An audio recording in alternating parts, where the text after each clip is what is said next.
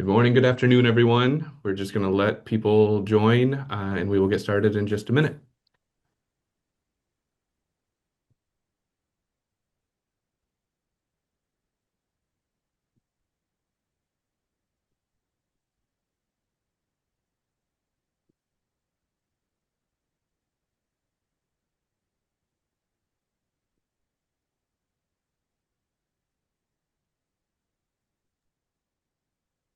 All right, I know we're running a couple minutes behind, so I think we can get started. So, good morning, good afternoon once again. My name is Justin Rabina. I am a program manager with the Alliance for African Partnership, and I am very excited to welcome you today to our African Futures Scholars Showcase. This is the culmination of our fifth cohort of African Futures Scholars. But before we get started, I've got a few quick housekeeping notes to run through. So our session today is scheduled for 135 minutes. We have a lot of content to get through. So to avoid distractions, we ask you stay muted and only unmute when necessary if you have a question during the Q&A.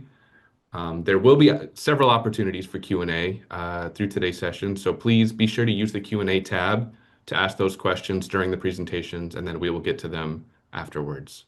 And one quick note, French interpretation is available. The interpretation button is located at the bottom of your screen on Zoom, so you should be able to access French interpretation. Our program for today, I will pass it over to opening remarks in just 1 minute, and then we will be having three groups of presentations. So group one is agri-food systems, followed by a short Q&A. Group two is water, energy, and environment, followed by another short Q&A.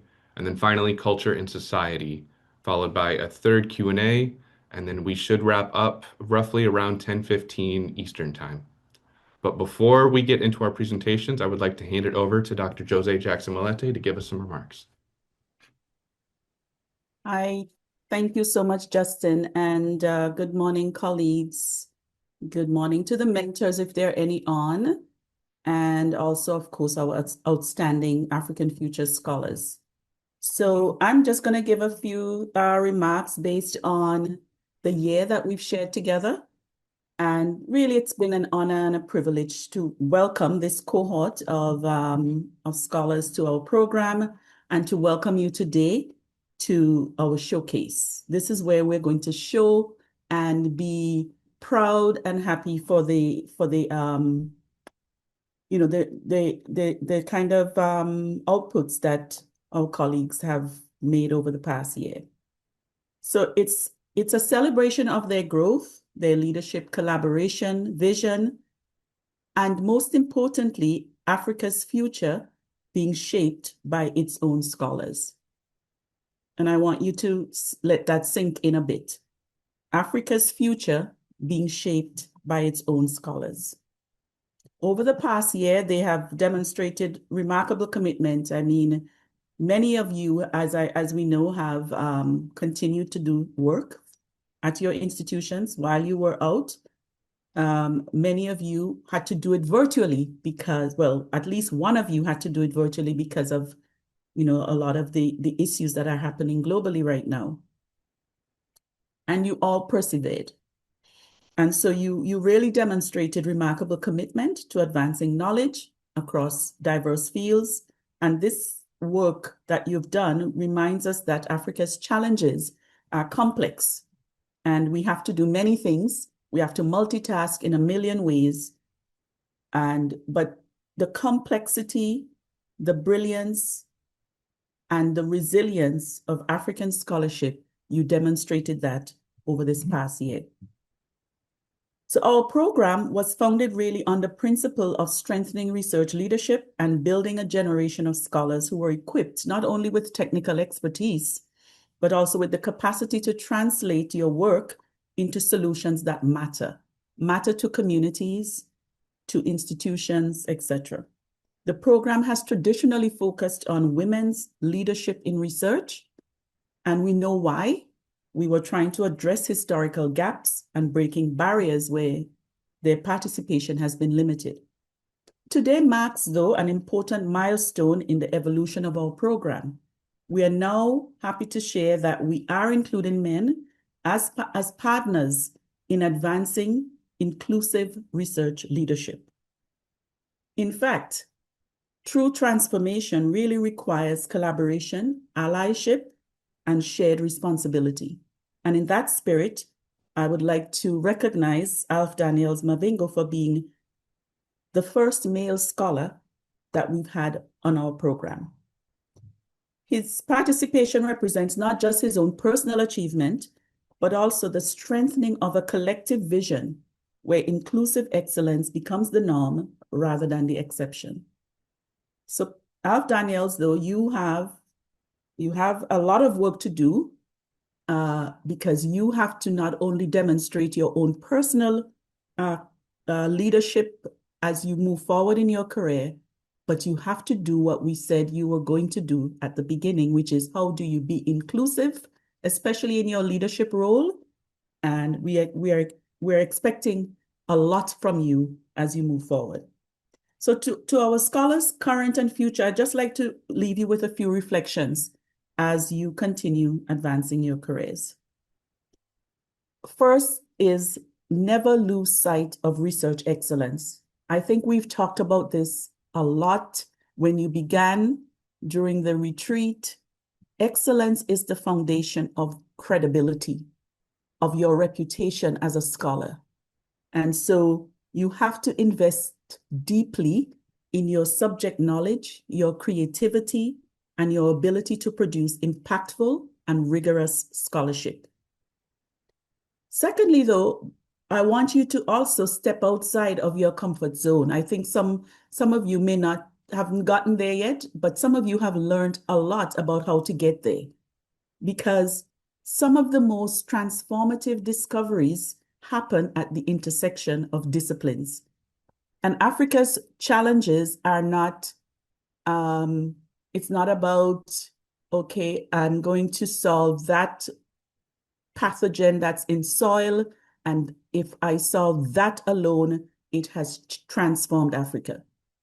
So we have to think about if we're doing lab-based work, how does that interface with the people who we know are the foundation of whatever we're trying to do. We're trying to transform lives here. And so we have to be able to think about how do we bring in the people if we're doing lab-based work. And I'm not saying that we all have to do it at the same time, but just be willing to step outside of the comfort zone, be innovative, join interdisciplinary teams, and your research should be able to advance academic knowledge, but also contribute meaningfully to Africa's development and societal transformation. Thirdly, take ownership of your career. We talked about this a lot as well. Career advancement, moving from where some of you are lecturers, senior lecturers, going on to become associate professors and full professors, and then going into the leadership. We hope that's the path, but it's not a straight path either. Some of you are already having leadership positions. So career advancement, no, does not happen by accident. You have individual choices that you need to make, the opportunities that you need to pursue, the networks that you need to build, and the risks that you're willing to take to shape that trajectory. So be intentional. I think if you remember from our retreat, that is where you really got into beginning to thinking about how do you plan your career and how important this is in terms of building a long-term goal for your career. Fourth, remember the importance of balance. I preach this, but I'm not a good practice of this always. I do it sometimes, but you have to achieve that balance. So it cannot be just all work, but it also cannot be just all of the personal things that are a part of our lives. So you have to find that balance of how do you get all of this done while you are advancing. Finally, fifth, I think sometimes increasingly I'm recognizing now as I grow in my own career as well, the importance of diplomacy, science diplomacy as they're calling it now, and not science as in the natural sciences, but science in a more global perspective. So embracing science diplomacy and the human dimension of our research and research leadership. So I also want you to remember, many of you know this already, about the 80-20 rule, right? Do we remember that 80-20 rule? That 80% of our success depends on our ability to build relationships, collaborate effectively, and engage with people. So when I know that I'm telling you, on the one hand, to be focused on research excellence and deepening your subject knowledge, etc., you need that. You need that to move forward. But to move forward as well, you have to remember that relational aspect. You have to remember how important it is to engage, to build relationships, and this is going to be the point that will help you to really move forward as well. So strong interpersonal and managerial skills are essential to leading teams, securing partnerships, and expanding the reach of your work.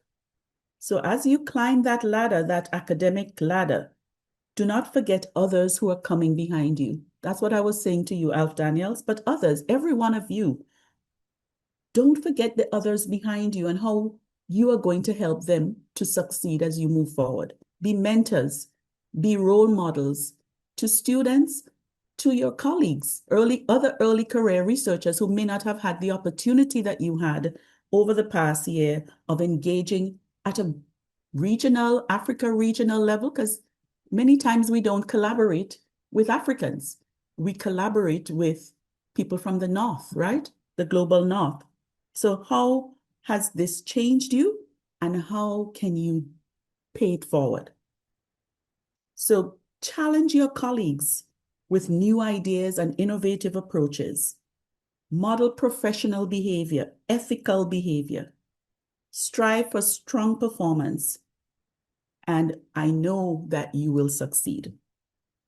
So in closing, today's showcase is a testament of African scholarship. We are showcasing African scholarship here and the promise of research-driven solutions for our continent. I encourage everyone to engage actively as much as you can. I've probably taken up more than my time.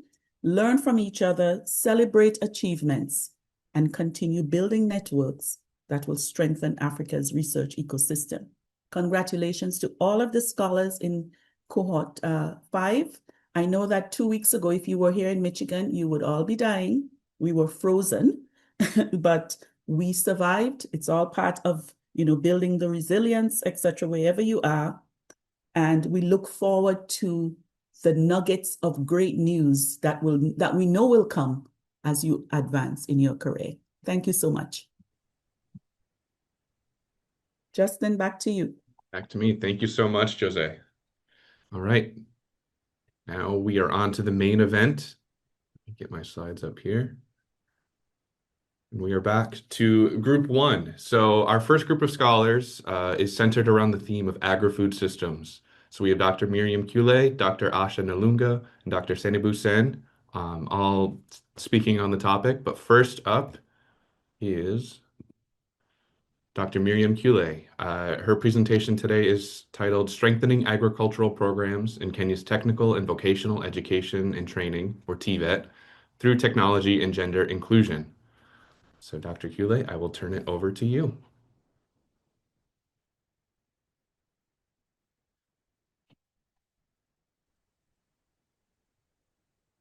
Thank you, Justin.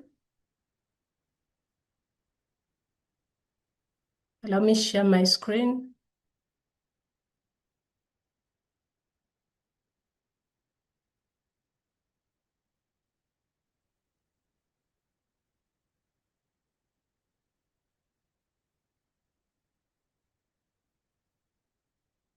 Great. So my name is Miriam Chule from Egerton University. I have been working with two mentors, Professor Susan White from Michigan State University and Dr. Miriam Charimbo from Egerton. Our work has been revolving around strengthening agricultural programs in Kenya's technical and vocational educational training through gender and technology inclusion. And as you can see in this first slide, agriculture is transiting toward from the regular agriculture to agritourism, and that is a point of attraction. what motivated me into taking this research? One, the experience that we had in 2024 when the Gen Z took to the streets. The underlying factor was really unemployment, though the issue was about unfriendly financial bill. And the reality is that out of the many youths, Kenya being a growing nation, a larger population of it is made up of the youth, and we have 67% who are not educated, employed, or even trained. And in the agriculture sector, we have 70% of the labor production from women.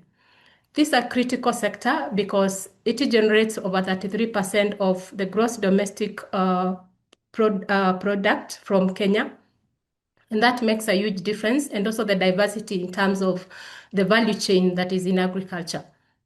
So why did I focus on technical, vocational education and training institutions? One, because of the very many programs that they are able to offer in terms of the diversity of their programs, the resources that are required. There are those programs that will require lesser resources.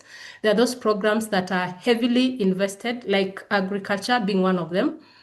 And then these institutions are also able to accommodate different entry learner behaviors.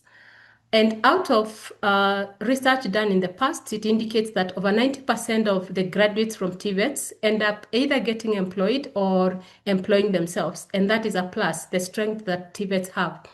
Then relatively cheaper in terms of training for the duration that they take, either 2 years or 3 years, and you have your certificate or diploma certificate and the skills to take away with you. The research questions, I had 5, but I condensed them into 2 for this presentation. Looking at the integration of digital technology in agricultural training curricula and how this technology aligns to the labor market, and also looking at the gender diversities that exist in TVET training, as well as the responsive strategies that can be adopted to overcome these challenges. The methodology that I used, one, I need to mention that this study was carried out across 3 counties. And these counties were selected on the basis that they are the food baskets of Kenya. And I was keen in getting to understand the TVETs that are located in these food baskets. How do they train agriculture differently? So I did literature review on the areas marked by the title of the study, the objectives, and the research questions. I also did surveys as presented in these photos, and we also had group discussions. The data was analyzed, and these are some of the findings. I needed to look at the status of technology integration, and I began by looking at whether these institutions had the digital devices, the infrastructure that is required in line with agriculture. And looking at this first table, you notice that most of the institutions had the computers, the mobile phones, but when it comes to the emerging technology in agriculture, they were less handicapped. And again, when it comes to the integration of emerging technology like the use of drones, robotics, it was minimally covered in the curriculum. And this also touches on other areas like climate smart agriculture and related areas where it is a real concern as it stands now. Looking at the trainer digital competence, trainers indicated to have average competence in line with the use of digital tools, either for assessment or for training. Preparation of content that is to be used online was also a challenge. Content development was a challenge. Managing online classrooms was a challenge, although very few institutions were doing it online as well. From the side of the trainees, I wanted to know how frequently they use these digital devices, and it was clear that the only digital device that tool that they used mostly was the e-portfolio. The e-portfolio, because the Kenya National Examination Council was using that same tool to examine most of their projects. And so it forced the teachers and the trainees to have an upper hand on this. But looking at the trend in using the others, like the Padlet, the Mentimeter, the sticky notes, the frequency of use was very minimal, and that already identifies a gap. While I was collecting this data in the field, I made a number of observations. As much as in these institutions, the devices are there, the very common device, the mobile phone, the digital mobile phone was a challenge. A number of the students, looking at these photos, you notice a number of them did not have them. And some that had them could not use them because they had no power. So electricity is a challenge in some of the institutions, depending on where they are located. So access to electricity and inability to use these gadgets challenge in training ag programs. At the same time, internet is also a challenge, and that's why you notice, and the institutions that had internet, they had what we call hotspots, and these hotspots were also limited because they had specific loading or carrying capacities. So a trainee had to wait for others to log out for them to access internet, and that is a challenge. In terms of gender disparities, it was clear that women are still marginalized in terms of taking up agriculture programs. But there was a trend that there are certain specific programs, for example, general agriculture, where you would find a higher enrollment of women than in many of the other programs. So there's kind of preference for certain programs and not all of them. These TVETs are categorized into three in Kenya. We have the national polytechnics, we have the technical vocational training colleges, and we have the vocational training centers. The national polytechnics had a higher enrollment of male trainees than the female. And also the trainers were more dominated by males than females. And that is an area that needs to be addressed. In my conclusion, I want to conclude in a thought-provoking manner. And I want to ask this: why does technology integration remain infancy at TVET training up to now? What happens when trainers' digital skills lack digital skills and we know where the world is? Are TVET's curricula preparing graduates for today's jobs? And then are women still missing in ag TVET classrooms? And I'm concerned because remember I started by saying these women make up 70% of the labor providers in this sector, but they're not there when it comes to training. So how do we ensure that they play their space as required? So what next? My mentor and I have done a proposal to try to source for funding so that we are able to execute the strategies that are required to strengthen TVET training in Kenya. And at the same time, when I did this research and out of these findings, it clicked into my mind that it is time we did things differently. We do not have to wait for these learners to transit to TVET or the university for us to realize that they are still uncapped when it comes to technical skills. So I have proposed the establishment of an Ag Educational Center and Tech Hub initiative that is to be initiated at Egerton University. Egerton University, because it is an agricultural institution that is known for its strength. And this institution attracts over 2,500 trainees from either primary schools, secondary schools, or TVETs for learning purposes. And this educational center can be used to empower trainees at all levels in terms of agriculture, technology integration in agriculture, because there are so many opportunities that need to be tapped. This center has 5 sections: a section for the model training farm, a section for technology integration, a section for food preservation and value addition, a section for incubation center, and that makes the difference. So I'm requesting anyone willing to support on this idea. I am open for further discussion and support, and I'm ready to answer your questions. Thank you for listening.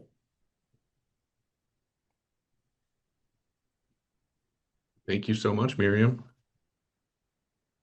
If there are Just a reminder, if there are any questions for Miriam or any of the other scholars, please use the Q&A. We will have several sessions throughout to answer those questions.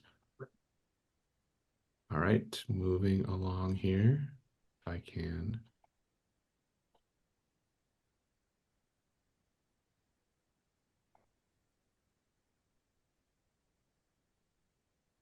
All right, next up we have Dr. Asha Nalunga. Dr. Nalunga's presentation is titled Structure and Patterns of Employment in African Horticultural Value Chains, a Case of Nigeria. So Dr. Nalunga, take it away.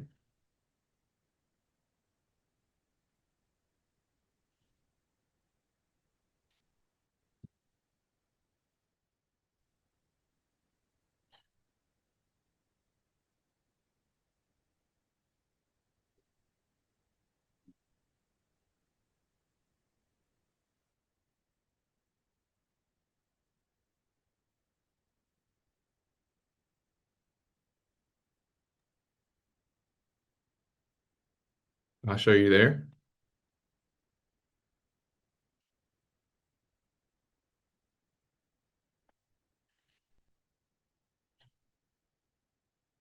We might have lost Asha here. All right. Well, to keep things moving, we can come back to Asha once she rejoins us. In the meantime, I think our best bet is to move along to our next presenter, Dr. Seynabou Sen from Senegal. Her presentation is tripartite symbiosis among legume, rhizobia, and arbuscular mycorrhizal fungi, the effects of microbial interactions on nodulation and end fixation in 3 legume species. Senebu, you really put me to the test with that title, so I will hand it over to you. Thank you, Justin. I'll try to share my screen.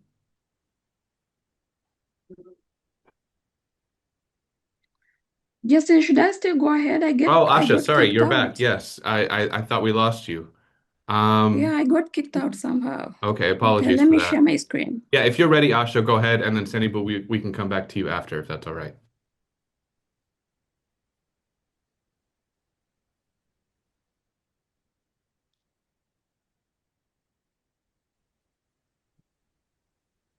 Are you able to see my screen now? Yes, looks good. Okay. Hello, everyone. My name is Asha Nalunga from Makerere University. I'm a lecturer in the Department of Agribusiness and Natural Resource Economics. First of all, I would like to thank AAP for providing the resources to conduct this research. I studied structure and patterns of employment in African horticultural value chains, the case of Nigeria. I worked with Professor Sawida Liverpool-Tassi from Michigan State University and Professor Bernard Bashasha from Makerere University. Did you know that extreme poverty rate in sub-Saharan Africa was estimated at 46% of the population? This is as of World Bank estimates 2024. Actually, this figure represents approximately 464 million people in sub-Saharan Africa living below poverty. So this is an issue that many economies are grappling with, including Africa. So our study is motivated by the fact that employment in Africa's agri-food sector remains a cornerstone to economic development, and it is still a vital pathway to poverty reduction. However, in many developing economies, employment in agri-food sector is used synonymously with farm work, and thus most of this research has focused on employment on the farm. Despite the growing evidence of the role of farm employment in activities from input supply, food processing, and wholesale, there is still this gap of identifying these opportunities of the farm. So in this study, we explored the nature and drivers of employment along two rapidly expanding value chains, that is tomatoes and green leafy vegetables in Nigeria. We chose Nigeria because it's the 9th largest tomato producer globally, but it is also Africa's 2nd largest tomato producing country. And Nigeria also grows diverse green leafy vegetables, as we can see here in the pictures. And also these green leafy vegetables and tomatoes are very important in terms of nutrition and are also highly consumed. We used data, primary data from over 4,000 micro, small, and medium-scale enterprises from 2 states of Nigeria, that is Kaduna in the north and Oyo in the south. We interviewed farmers, wholesalers, retailers, input suppliers, transporters, and processors from both tomato and green leafy vegetable value chains. So who is working in these horticulture value chains? Are they inclusive? What did we find? First, in both value chains, the tomatoes and green leafy vegetables at all nodes, we found that they are both male-dominated in the Kaduna state, which is in the northern part of the country, while women are mostly found at the wholesale and retail nodes of the tomato and green leafy vegetable value chains, but this is mostly in the Oyo state, which is also the southern part of the country. However, the transport business is 100% male-dominated. We did not find any female working at this node of the value chain. In terms of employment opportunities, we found that 85% of tomato farmers and 70% of green leafy vegetable farmers employ non-family labor. And of the farm enterprises in vegetable trading, transport, processing, and input supply were employing between 2 to 3 permanent workers and about 5 casual workers per month. Across nodes, 25% to over 90% of enterprises were hiring in labor. This makes horticulture a major state-level employment engine. In terms of job quality, permanent jobs in the agri-food were paying between 38,000 naira and 115,000 naira per month. And we found that this fee is comparable to most of the semi-skilled formal jobs in Kaduna and Oyo. However, the casual jobs still pay less, but they pay less and are less secure, but they're still critical for youth employment and seasonal workers. So what drives employment in the horticultural value chains? We found that female vegetable farmers were more likely to hire in labor, but they do hire fewer worker days compared to the male farmers. And off the farm, we found that women-owned enterprises are less likely to hire, especially in processing and wholesale, largely due to capital and time constraints. However, when these women do hire, they employ similar number of workers as men. So there were no constraints here in terms of numbers hired off the farm. In conclusion, we found that these results challenge the perception that agri-food value chains are dominated by family labor, as it is in most literature that farmers actually use mostly family labor as opposed to hiring. But our results have showed otherwise, that actually there is a lot of hiring going on across the value chains. Horticulture value chains offer an inclusive pathway to job creation at state level. We have seen that there are several opportunities for women at different nodes of the value chain. At the same time, men are doing some jobs at different state levels. Some of our policy suggestions are that we encourage the government to support the horticultural sector by providing targeted credit, grants, and infrastructure for traders, processors, and transporters that are engaged in horticulture, or those that wish to get into the horticulture business. Supporting female enterprises and their ability to hire sufficient staff, as we have seen that they were more likely to hire, though the number that they hire was limited by a time constraint and capital. So they could do this through providing targeted interventions to reduce constraints faced by women, such as lower market fees or fees to rent stores in the market. Also providing dedicated financing windows for women-led businesses and enterprises. Our next steps, we are planning on expanding this study to Uganda and later the whole of Africa. We have already, me and my mentors, we have already initiated talks with AGRA, which is one of the funding agencies. So they're willing to support us to collect some data from Uganda. And we are also still looking out for other funding opportunities to expand to several parts of East Africa. Thank you for listening.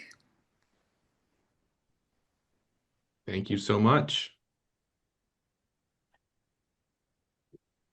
All right, well done, Asha. Thank you. So next up, we are going to go back to Dr. Senebu Sen. Senebu, please don't make me attempt your title again, so I'm just going to hand it right over to you.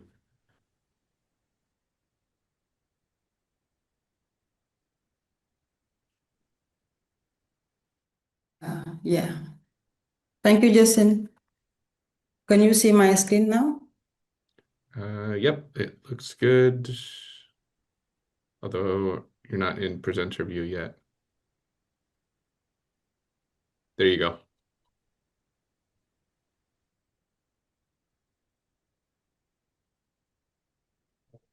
Thank you. Good morning and good afternoon, everyone. My name is Seynabou Sen. I'm a lecturer at the Department of Plant Biology at the University Cheikh Anta Diop of Dakar in Senegal. The title of my presentation today is The Tripartite Symbiosis Among Legumes, Rhizobia, and Arbuscular Mycorrhizal Fungi, the Effect of Microbial Interaction on Plant Growth and Nitrogen Fixation in legume species. In the context of our research, the sub-Saharan Africa is still dependent on legumes import for its food security. Following this observation, incentive policy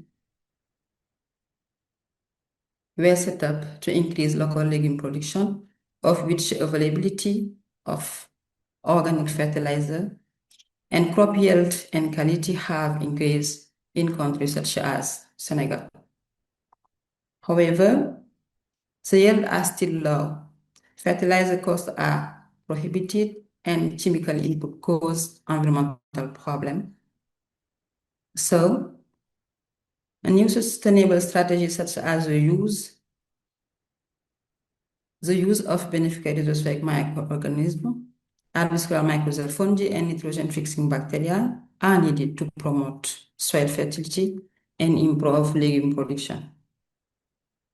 Indeed, in plant and IMF symbiosis, fungus benefit from the plant carbon derived from photosynthesis, while the IMF create network of if that absorb phosphorus and nitrogen.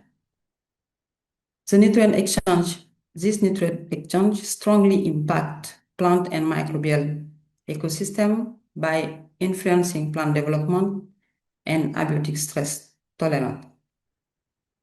Likewise, nitrogen-fixing bacteria form a symbiosis with legumes by converting atmospheric nitrogen into ammoniac, which plants use for growth.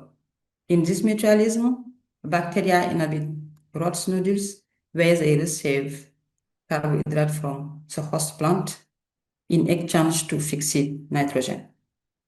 This process is crucial for soil fertility and sustainable agriculture. These two symbioses form simultaneously in the majority of legumes and thus promote legumes plant growth, nutrition yield, change in morphological trait, establishment in plant communities. They also increase or decrease IMF cross colonization or have no effect. Enough nodulation, phosphor provision, or has no effect. In this work, Schöblen and van der Eden 2006 showed that the IMF can colonize rot nodules of legume, but the level of colonization varies between IMF types and legume species. And we also show that the nodule colonized by IMF do not fix nitrogen and remain non-functional. Into this context, our general objective was to elucidate interaction between rhizobia and IMF in three legume species rhizosphere. And we ask three questions. Does the dual inoculation have a positive or negative effect on the growth and mineral plant nutrition of plant? Does the dual inoculation have a positive or negative impact on microbial communities' richness? And at the last, do IMF grow into nodules or not? We have set up a greenhouse experiment with two-factor inoculum plus legume species, and we have 12 treatment with 60 replicate per treatment. We also have 4 types of inoculum that was applied on 3 legume species, such as rhizobium only, rhizobium plus IMF, rhizobium plus IMF plus soil inoculum mix, and the last rhizobium plus soil inoculum mix. All of the plant was irrigated after 2 days, and we add on the soil sun an Oglan nutrient solution dilute. The duration of experimentation was 6 weeks. To answer our first question, we currently have the driveway above ground and intensity of rot colonization by the IMF and carried out analysis of rot colonization by the IMF and grow above the weight above grow to compare means of micronization and plant growth with air software. And the first results that we have shows that the 3 legume species did not behave the same way in the different treatment. For example, in the rhizobia plus IMF plus soil inoculum mix, Australian winter pea, the legumes, Australian winter pea legumes micronization was significantly lower, while in the inoculum of rhizobia plus IMF plus soil, while crimson clover is significantly greater. We can therefore deduce that response of legumes to inoculation depend on both the microbial composition of the growing soil and the plant species. For the next parameter, the driveway parameter, we also show that the effect of double inoculation on growth varies with legume species. Here, we show that the legume species Edivice have a great above ground under the control inoculum without IMF, unlike the 2 other species, Crimson clover and Australian winter pea. For the next step, we will study the effect of dual inoculation on the plant mineral nutrition. And for this, we will extract the total nitrogen in the soil and compare it with the nitrogen fixed by the nodules and available to the plant. We also carry out nodule fixation for section and staining to check the colonization of nodule by IMF. At the last, we are going to study the microbiome of all of the 3 species by doing DNA extraction on rods, DNA sequencing, and diversity analysis. I would like to end by thinking the AEP teams for giving me this opportunity, and to say thanks for my mentor at MSU, Dr. Lisa Chairman, at University Cheikh Anta Diop, Dakar, Professor Abdallah Gambi. I also say thanks for Ali, a PhD at MSU, for her help, and for all of the AEP Cohort 5. Thank you for your listening. Thank you so much, Senebu. Well done. Thank you, Justin.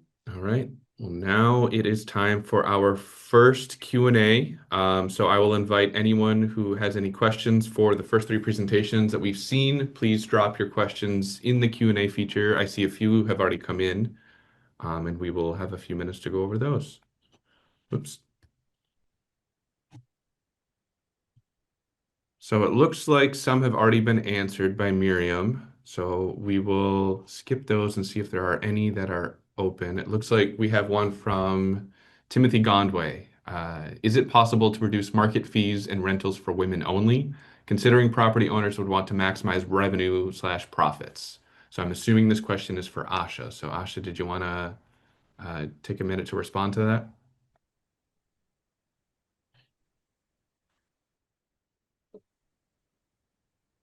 Well, thank you.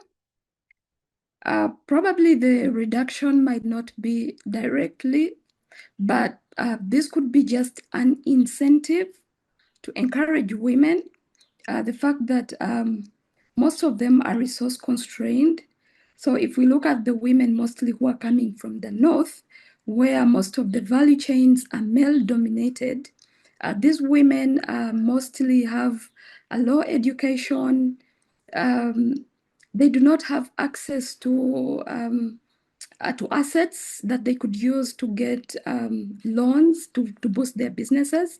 So if there is just some kind of reduction to motivate those women to get onto the employment, that would be great. It does not marginalize the men because already many of them are present in these value chains.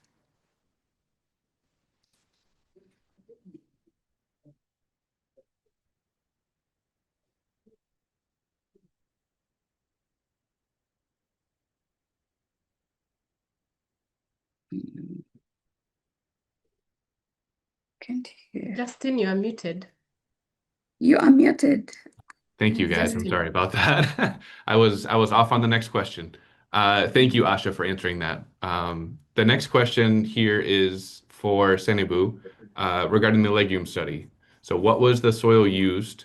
Was it sterile? Was it from a field that had grown legumes in the past? Please describe the soil you used in your study. Also, were you able to use the same rhizobium for all three of your legumes? Thank you much. This is from Vicky Marone. So Senebu, did you want to take a crack at that question? Yes, thank you, Justin. So for this work, I use a sand soil, a sterilized sand soil, and I add in for all of the treatment, I add organ nutrient solution, but diluted for 4x.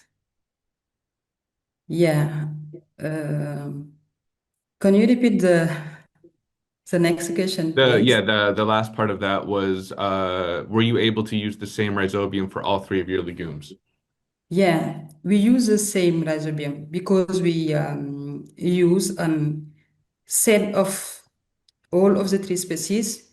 We use a sen already inoculated with spore of rhizobia, and we buy it on the market.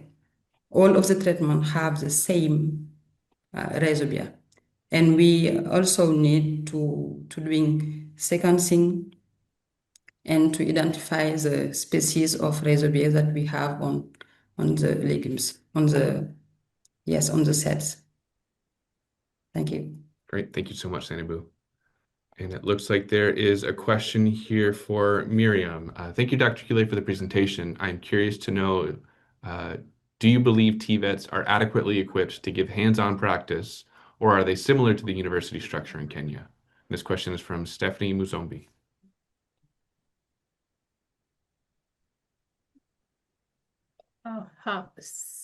Sorry, Justin, I've gotten the first part of the question, whether TVETs are adequately equipped. Yes, are they adequately equipped to give hands-on practice, or are they similar to the university structure in Kenya? Thank you for the question. Having visited the TVETs in person as I did data collection, I would say that they are not fully adequately equipped to offer hands-on experience, but most of them tap on the field attachment or the internships where they place students in either farms or industries or horticulture engaged kind of institutions, depending on what the student is pursuing. But even so, the duration that the students are staying in the industry for hands-on experience is very minimal. Majority of them were offering those students a 3 months experience in the field. And some of them, when they're being placed, there was also a challenge which came out during the focus group discussions, indicating that they ended up being placed in institutions or in industries that would not really offer them their skills depending on the program that they are pursuing. So those are gaps that really need to be addressed for us to say we are really preparing a TVET graduate that is ready for the job market. Thank you. Great. Thank you so much, Miriam. And thank you, everyone who was part of Group 1. If there's any other questions for Group 1, I would encourage you to put them in the Q&A. Each of the presenters can respond to them over text as we continue on. So thank you so much. All right, moving on now, we are in Group 2. This is Water, Energy, and the Environment, and we are going to hear from Dr. Asila Ajiji and Dr. Bettina Lukwambe. Oops. Sorry about that. First up, we have Dr. Asila Ajiji, and the title of her presentation is Water Stress in Supply Chains, towards a classification framework of water stress risks and mitigation approaches in supply chains, evidence from South Africa. So Asila, over to you.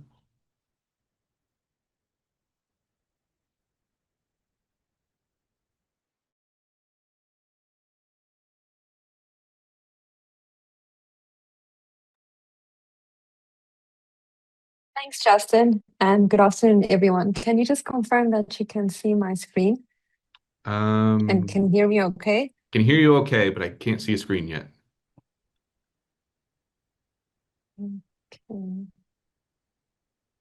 Let me try it again.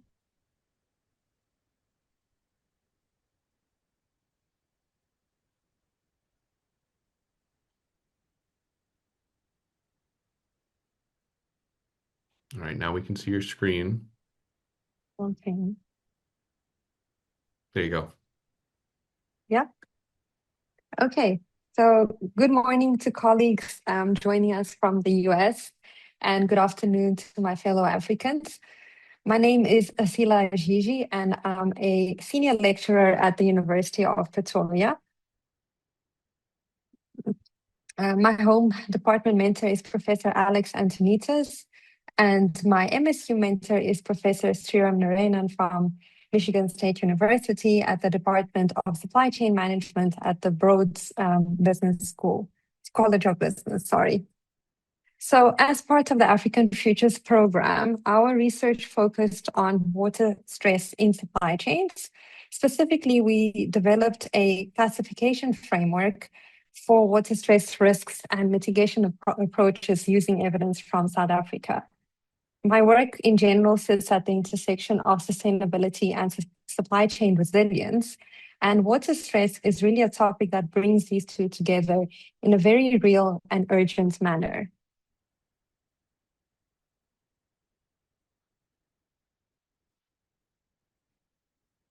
So water stress is a critical supply chain risk. In simple terms, really, water stress occurs when water demand exceeds supply, or when water quality or reliability limits what can be used, meaning there isn't enough accessible water to meet the needs without disruption. And in fact, it's funny that I'm presenting my study today because we don't have power, we don't have water at the moment, so our taps are dry. But water is no longer an environmental risk. or issue, really. It's a corporate security and supply chain resilience issue. And in some contexts, it's even a national security issue. So globally, we find that leading supply chain firms are now paying a lot more attention to water stewardship and becoming a priority alongside innovations such as agentic AI and other technological innovations. For example, about 20% of top global supply chain firms face water-related disruptions and have reported this in the carbon disclosure projects. And around 2 billion people in the world live in water-scarce regions. In South Africa specifically, the risk is especially visible and palpable. As I mentioned before, we currently experience a water shortage as we speak. But we operate in a structurally water-stressed environment, and with a projected national supply gap or supply deficit by 2030, which is really around the corner. So the supply chain question is shifting from, do we have a water policy, to really, can we operate reliably when the system is under strain? And as of February 2026, which is right now, the province of Gauteng is showing what this looks like in real time. Rand water restrictions, prolonged outages in various parts of Johannesburg and Tshwane in Pretoria, and also infrastructure and labor-related issues are slowing the availability of water in various parts of the country. So let me ground this in disruption. South Africa has already lived through a day zero risk back in 2018. Cape Town nearly reached the point where taps were going to be shut off for 4 million people. And this is not really just a household story, it's an operational one. In Gauteng, the province of Gauteng, businesses have experienced 86 hours of interruptions, and firms increasingly point to municipal infrastructure failure as a core driver of this risk. So the headline is, water stress becomes a supply chain risk when consumption outpaces the treated supply, when infrastructure fails, and the system has very little buffer left.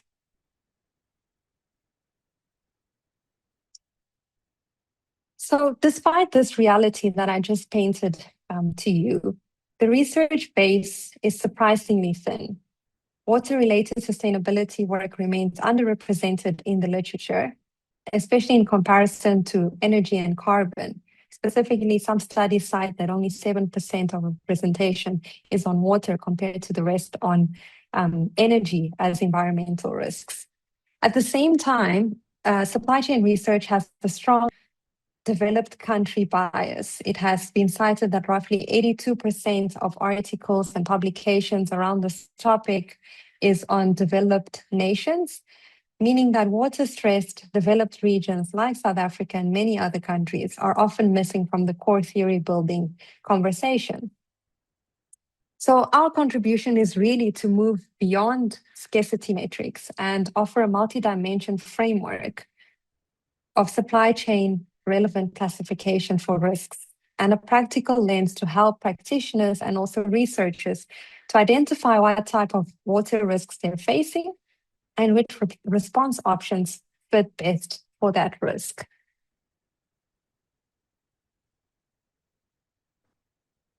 So because the water risk literature is still relatively thin, as I mentioned, our first step was really to map out what water risks look like in a water scarce region, specifically in South Africa, and then to better understand the mitigation strategies that are currently employed by firms. So we were trying to answer 3 basic questions. How can we develop a comprehensive framework to classify these water risks in supply chains? What are the key dimensions that differentiate or distinguish different types of water risks? And also, how can organizations respond to these across firm, supply chain, and also community level? So we were looking at 3 spheres here. What we did was a systematic literature review. We looked at literature on water, on supply chain risk management classifications in general. We also borrowed from environmental strategy and industrial ecology literature. In terms of the methodology, so First, that was the systematic literature review, which I just mentioned. And then the second part was the qualitative data analysis. Specifically, we were looking at company sustainability reports, specific companies that are on the Johannesburg Stock Exchange, and as well as a CDP water disclosure reports. We focused on water-intensive industry, but across various levels of the supply chain. So we looked at mining, agriculture, food processing, and retail sectors. And we analyzed these reports relating to the water risks that they experienced and also the mitigation approaches cited there. And that allowed us to develop this framework through an iterative analysis.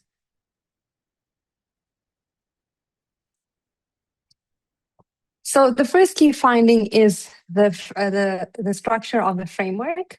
It classifies water stress risks using two main dimensions. So the first one is locus of control. So is the risk primarily internal, external, or even maybe a combination of both factors? Second, we looked at the source of the risk. Does it sit at the input stage, so the sourcing stage of obtaining water, or the process stage where it's using the water for production, or the output and discharge stage? Now, this matters because it prevents a common mistake of treating all water risks as a scarcity problem. Because an input risk, for example, from municipal failure is not managed the same way as a process risk, for example, from internal leaks, or an output risk that is based on discharge regulation. So we need to find appropriate strategies to deal with different types of risks, and classifying them appropriately is the first step. So this is what the risk classification framework looks like. It's work in progress, as I mentioned, but the key point is that different types of risk call for different strategies. So we have the locus of control being either operational or external. And if it's within the control of the firm, that would mean the firm can control this through their sourcing contracts, the water efficiency initiatives, and there are various ways that firms are doing this, especially in the South African context, because they have no other choice, really. Process risks tend to be more internally controlled, as I mentioned. Output risks, for example, tend to involve community engagement, right? Because water, the unique thing about water is that it's a shared resource. But the highest risk area is what we call the danger zone here in orange. So this is where it's a combination of both. It's infrastructure crisis that we are experiencing in South Africa, and also climate vulnerability. So these are all the different factors that bring about this type of risk. And one of the clearest signals come from one of the reports that cites a water infrastructure crisis in South Africa caused mainly by failing infrastructure at the municipality level. When it comes to mitigation strategies, we see a clear three-level response. So we looked at responses at a firm level. So what can the firm do within its control, internal actions? So this comprise efficiency, recycling of water storage, and various innovations around that as well. At a supply chain level, this affects across boundary coordination. So the concept of virtual water transfers comes to mind, as supply chains have to manage the risk from the upstream all the way to the downstream, and how water flows across and impacts various firms along the way. And also at a community level, which is really a very important issue here, is regional engagement with communities. Policy advocacy and a lot of partnerships are key to manage water-related risks. The study also found clear industry patterns. So we, as I mentioned, I looked at different stages of the supply chain, or different tiers of the supply chain. And essentially, to summarize, companies that were at a upstream supply chain level faced a lot more water-related risk compared to companies in the downstream. So an example is, for example, mining.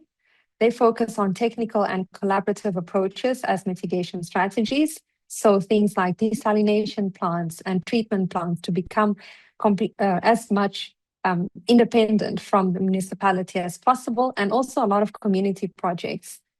The drivers here is the social license to use water and also high capital investment. Whereas at a retail, at the end of the supply chain, they look more at collaborative efforts because the issue is not necessarily within their operations, but it's more the supply chain. So how they obtain their products and the scarcity of water in the production factors. So here there's a lot of supplier engagement and risk assessment. And here it's all about influencing the upstream supply chain and also maintaining that oversight. So to conclude, water risks are quite distinct. It's a shared risk and it's a finite risk. It's also placed at different areas of the supply chain and also even within the firm. So it's important to be able to categorize according to that, to also offer mitigation strategies that respond to the different types of risks appropriately.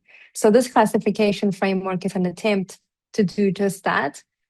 This is ongoing work, however. We are looking at still refining this classification framework by employing a bigger sample and also to inform the mitigation strategies and future work in this area, and also a publication stemming out of this work.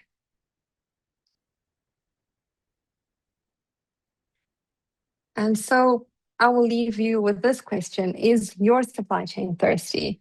I would love to connect. I'm leaving my email address and my LinkedIn over here. I know a lot of people that are working in this area, and I would love to connect for possible collaboration, but also I'm looking for grants to conduct this work. And lastly,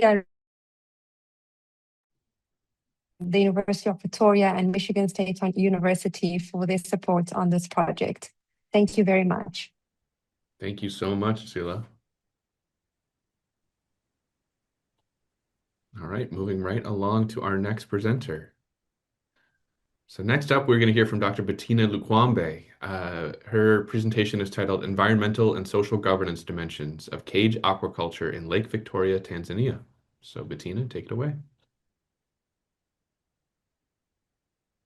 Okay, sorry, still.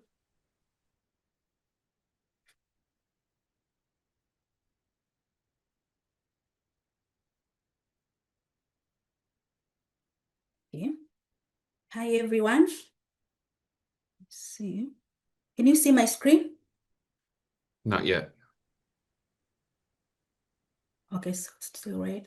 I can see your screen, Bettina. You just need to get onto PowerPoint's presentation. Now it's okay. You can see now? Yes, it's fine. Yep. Thank you Okay. so much. Okay, good morning, good afternoon, everyone. My name is Bettina Lukwambe from University of Dar es Salaam. And today I'm going to present my work with the title Environment and Social Governance Dimension of the Cage Culture in Lake Victoria, Tanzania. Before we have to know, what we know about the cage culture. Cage culture is a technology for raising fish in a netted enclosure in a natural water, which allow free water flow. And in Tanzania, we try to promote this cage farming in Lake Victoria for food security. And up to now, we have more than 1,000 of cage, which produce 15,000 tons per year. However, this cage culture, due to expansion of this culture, has been raised some issues. So the key concern here, we have to look on production gain with risky management, with social conflict and governance gap. Before that one, I want to give you some little bit about the driver of this cage of cage. What makes people want to have this cage catch? What we know, we have this driver like raising fish, and this one are the factors which make the cage culture which makes people to go for caging. And then what next? After this cage, after this driver will influence to have the cage production system. And after this influence the cage catcher production system, it may lead to the environmental processing. I will explain later. And after this environmental processing, we have to think about the environment outcome, at the same time, the social and governance outcome. But at the same time, we have to deal with the sustainability outcome from the cage catcher.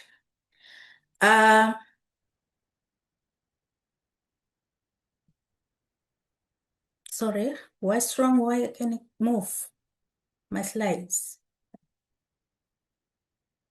Justin? Yeah. Is okay? Okay. The cage catcher improve the food security, and we have to look on the key risk or the environmental issues with the cage catcher.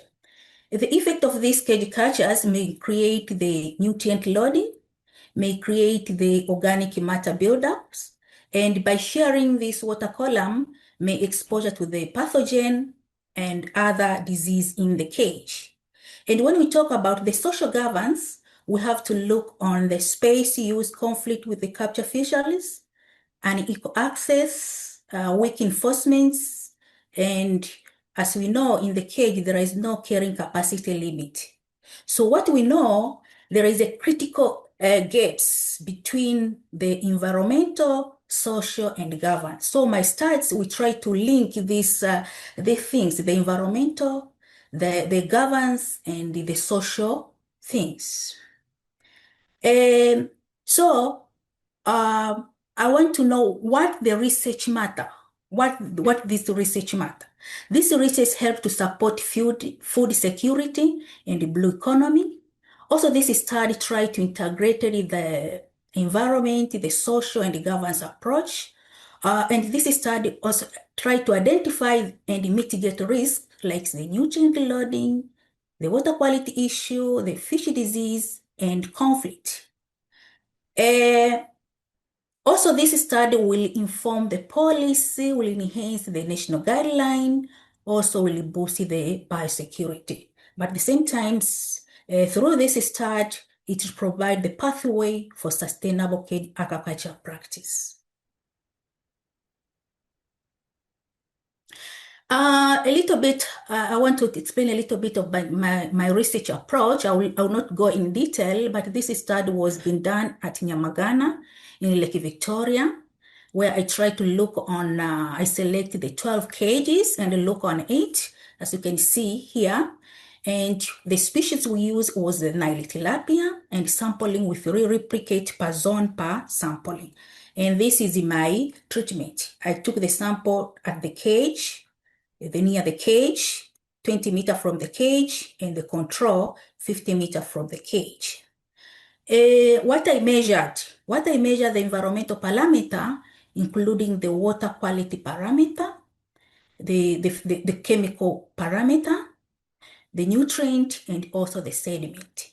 For social component, however, this component is still in progress. We are going to do the survey, the focusing group, and the key informative. This and the socio-economic governance, we are still working on it. We have already prepared the tools, and we are still working on that one. I'll try to give some my results on my first manuscripts, which I've already, which is ready. The results which are found, it showed that there's a clear distance gradient in eutrophication effect from the cage, where the dissolved oxygen, the total phosphorus, and the total ammonia show strong effects. While in 6A, we found that the cage zone sample indicating nutrient enrichment near cage, while several control sample plot toward the dissolved oxygen show both oxygenated condition at 500 meters. My results also show that the chlorophyll A is highest at the cage site, and lower at the 100 meters, and lowest at the 500 meter in all months. But for the sediment sample, it showed that the TP show a peak at the cage and decline with the distance and depth indicate the recent organic and nutrient decomposition at the cage site. So from this one, we found that there is a potential microbes at the cage because of the feeds, but at the same time, we found a lot of the nutrient in the cage compared to far away from the cage. So I would like to say what I gained from this program. From this program, it built me a stronger skill in science communication. And from this program, I completed my leadership skill and submitted two research proposal. And another things what I gained from this program is hand-on experience in fish disease diagnosis, water and DNA sampling and hatchery operation. I did all of this I did at MSU. And also I gained hand-on experience in fish disease, attending International Aquaculture Conference, and I'll attend another one this February to expand my professional network. And another things which I thank very much for this program, I supported student growth. One master student will attend a training under AAP, fish disease training in Uganda this February. So this is another big achievement from this program. Also preparing two manuscripts from journal submission. One is already finished. The second one I'm still writing. So for what I have learned, we've learned that cage aquaculture can feed family and can convert the livelihood. Also, the cage farm can impact water, sediment. Also, we have to link the environment, people, and governance. These things are very connected. What my next step? My next steps is seeking fund from long-term research and monitoring, because I'm still seeking funds to extend my study, to extend my research. Also, strengthening local and international network for sustainable aquaculture. My final takeaway is aquaculture technology of opportunity, but sustainability is the path forward. This is my final takeaway. Last, I would like to thank my last slides. I would like to thank my mentors. I'm like I have a lot of mentors. Professor Chacha from UDZ, Professor Abigail Bennett, Professor Malia Lopez, and Professor Bartholomew. Also, I'd like to thank the AAP member and my fellow scholars cohort. Thank you. Great. Thank you so much, Bettina. That brings us to our second Q&A. We only had two presenters for group 2. So if there are any questions from the audience for either Bettina or Asila, please put them in the Q&A. And it looks like we have a couple already. Bettina, I'll do this first one for you. This is from Frederick Miyori. It says, Bettina, thank you for your presentation. From the study, what did you observe as mitigation measures against environmental degradation from the cages? What did you do? Can you repeat again? Yes. So from the study, what did you observe as mitigation measures against environmental degradation from the cages? Okay, thanks you very much.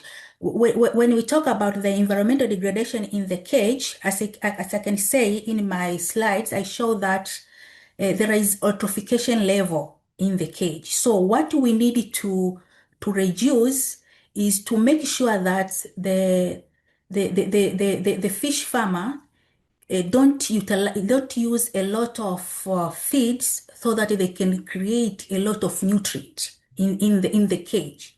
So we have to give this the fish farmer technology. They have to use the required feeds so that they will not pollute the cage. That is one measure to regulate this the eutrophication or the nutrient enrichment in the cage. And another one is to try to make a follow-up, to train these farmers to have daily monitoring of their cages, the water parameter, because sometimes people, when they do this cage, they don't always measure their water parameter. So they always do, but then they don't measure it. So by making this measurement, they will know, okay, this ammonia is being high, the phosphorus is high. So they will try to try to think maybe there is high, maybe the accumulation of high density. So they have to think on that one. So the best way is to monitor the water quality daily or maybe weekly, so that they can have to mitigate this risk. Thank you. Thank you so much, Bettina.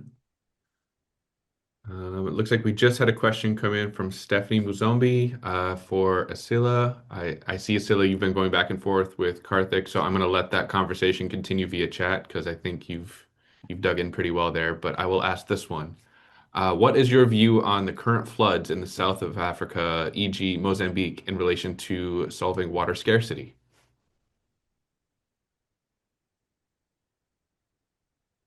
Hi, Stephanie. Thank you very much for the question. And I think that's an interesting one because usually the floods or the effects of floods is that, there's too much water, and especially if there has been a drought phase, that this would then help out that issue by filling up the dams and the reserve levels at the dam level. However, what we find is that because of these municipal and infrastructural issues, there are leaks in these dams. So that's what we're finding here in South Africa specifically. We've had a lot of rain in December and end of last year, for example, and yet we still are experiencing these water-related issues due to dam levels. So the infrastructure issue is quite a big one, and that's impacting a source of water, because we also see the floods as being an input source of water, and now that's no longer there. So we need to find a different way of mitigating that risk. So I don't really have an answer to the question in terms of mitigation, but we acknowledge that in this context, because of these gaps and these contextual challenges that we are experiencing, we have to find different ways of going about this. Thank you. Great. Thank you so much. Again, I will invite anyone with any additional questions for these two to put them in the Q&A, and they can respond to them through that. But otherwise, we are going to move on to our next group of presenters. So next up, we have Group 3, Culture and Society. So we're going to hear from Dr. Portia Loeto, Dr. Gladys Duroge, Dr. Alf Daniels Mabingo, and Dr. Izine Ezepue. So first up, we are going to hear from Dr. Portia Loeto from the University of Botswana. Her presentation is titled From Research to Reality, Advancing Gender Justice and Institutional Leadership in Higher Education. Portia, over to you. Thank you so much, Justin. Is everything okay in terms of slide visibility? Do you have them up now? Yep, on presentation mode. Yep, looks good. Okay. Good morning, good afternoon, everyone. My name is Portia Loeto. My fellowship at Michigan State University, mentored by Prof. Soma Chaudhry and Dr. Hodisa Mogodi, has focused on a critical transition for me, becoming a researcher of gender-based violence and a leader in higher education. Today, I will discuss 3 key projects from my work.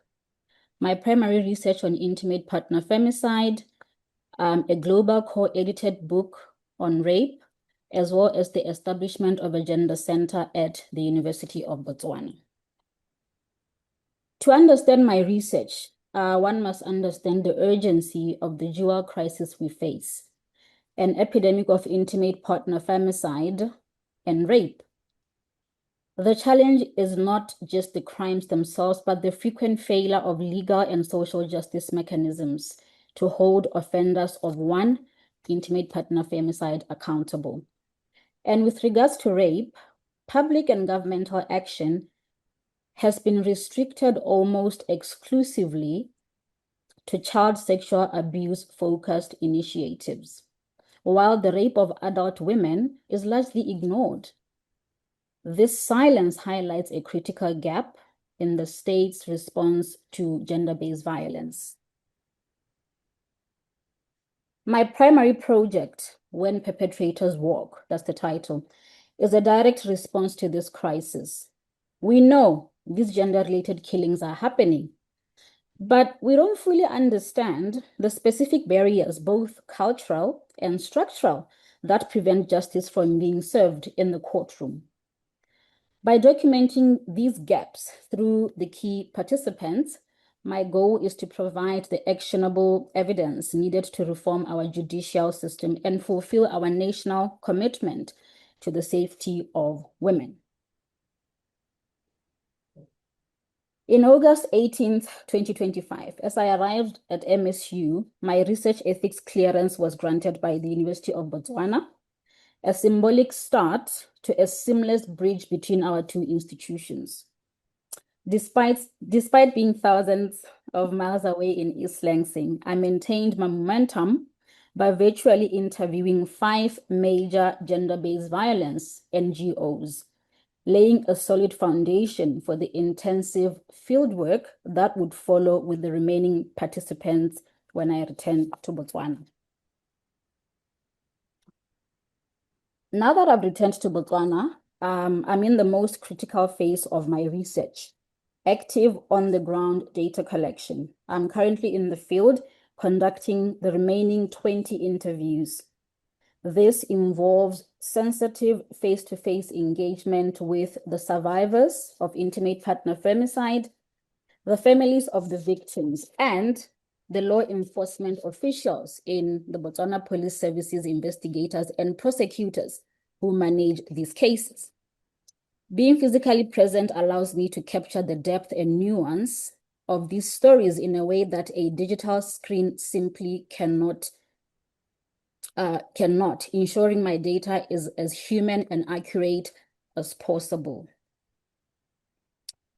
The work I've completed so far is already yielding significant outcomes. I'm currently co-authoring a journal article with Professor Chaudhry that reviews the critical landscape of femicide in Botswana. Our abstract is already under review for a special issue of the journal, Violence Against Women. Additionally, I'm preparing a submission for a Wellcome Foundation grant as a principal investigator. And the mentorship I received was vital in giving me the confidence and skills to navigate these high-level global funding environments. This one excites me a bit more. Parallel to my research on femicide, I have served as the second co-editor for a forthcoming book with Emerald Publishing titled Our Bodies, Our Terrain. Alongside lead editor Professor Chaudhry and fellow co-editor Dr. Mogodi, we have curated 11 chapters from across Africa and South Asia. The project is a critical effort to reframe bodily autonomy and the legal challenges survivors of rape face through decolonial global South lenses. And after a rigorous process involving 40 original abstracts, the book is now in its second round of external review with the press. My role in this project was both administrative and intellectual, specifically ensuring that African scholars were at the forefront of this dialogue. In my solo authored chapter in this particular book, titled Isimongwane, but on who? I tackle the problem of selective outrage. And I argue that while protecting children is essential, no doubt about that, our current national focus constructs adult women as invisible and unrapeable. This work highlights the urgent need to expand our circle of protection to all victims of rape. The most lasting impact of this fellowship is the move towards institutional leadership.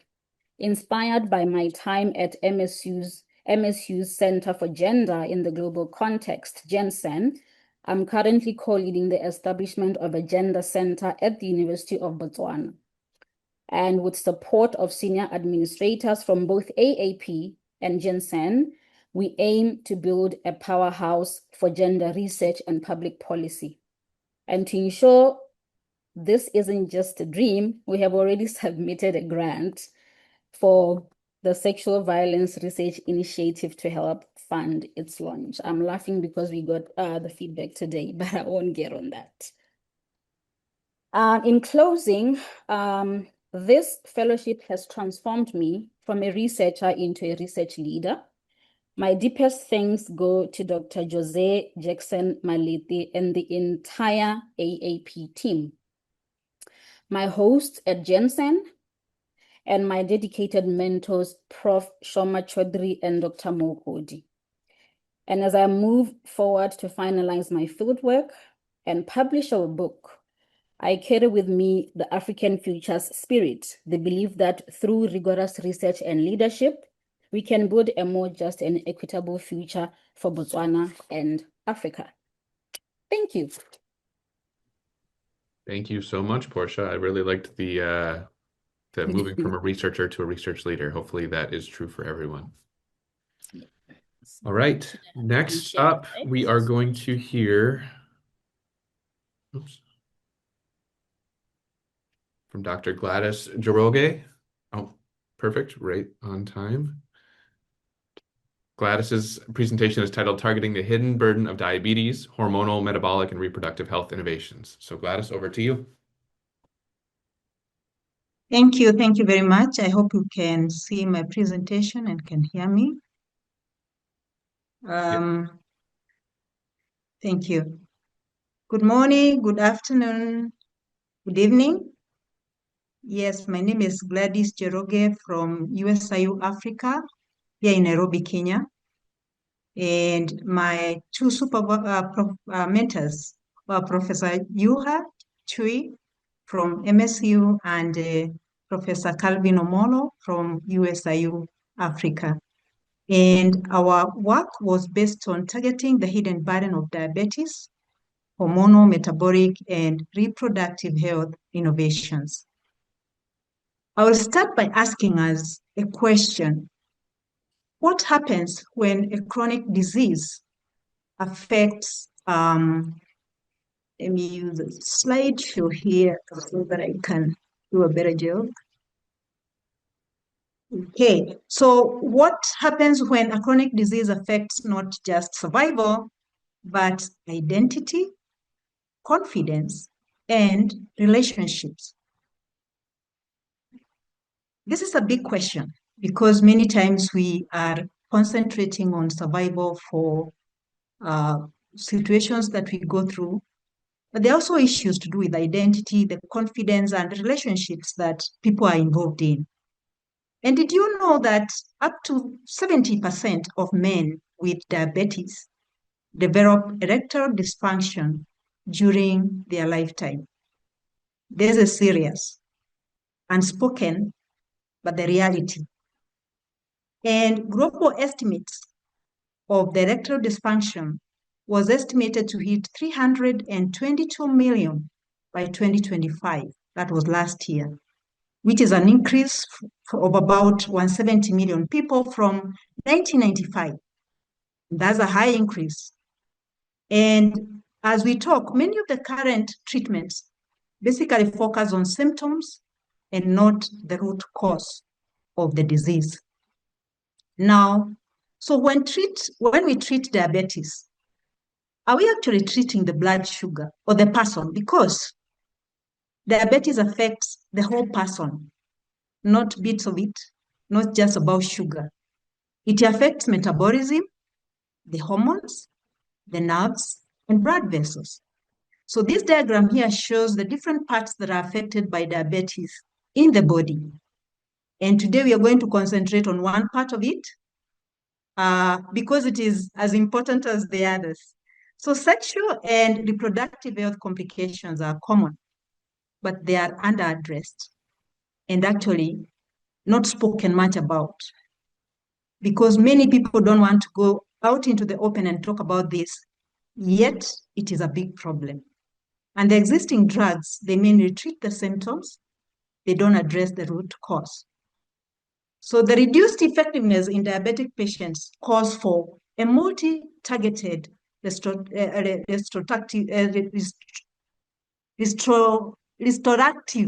therapies. In other words, we need to, because this disease is affecting different targets in the body, we need to look at it as such, not one directional, but multi-directional. And so we had research questions as number one, can combination of traditionally used medicinal plants? Basically, we used two of them, which are traditionally used here in Kenya and many parts of Africa. We were looking at Withania somnifera and Modia whitei to help restore hormonal balance and improve metabolic health in diabetes. In other words, we were trying to find out, can these two plants individually and together be able to help us control the hormones, specifically testosterone, and also check on the fasting blood sugar for diabetes. We also were looking at, do we have some baseline characteristics that would affect the treatment or the work that these herbs would be doing in treating these problems? So we had three characteristics. We looked at the body weight, the fasting blood sugar, and also the baseline testosterone. So we looked at the beginning of the treatment, what these values were, and we look at them later at the end of the treatment. And we asked ourselves, how do we design a treatment that would improve not just the lifespan, but also improve the life quality? So we had several steps in our methods. I want to start by saying we did a lab experiment with rats, specifically what we call the male oyster rats, which were of the age between 10 and 11 weeks. These are mature rats that can mate. And we induced diabetes in them using aloxan of 140 milligrams per kilogram. So we had 6 groups for treatment. The first group, we used Withania somnifera, one of the herbs. The second group, we used Modia whitei. And then we had a group that took a mixture of the two because we wanted to find out, would the mixture do better than any of the two individually?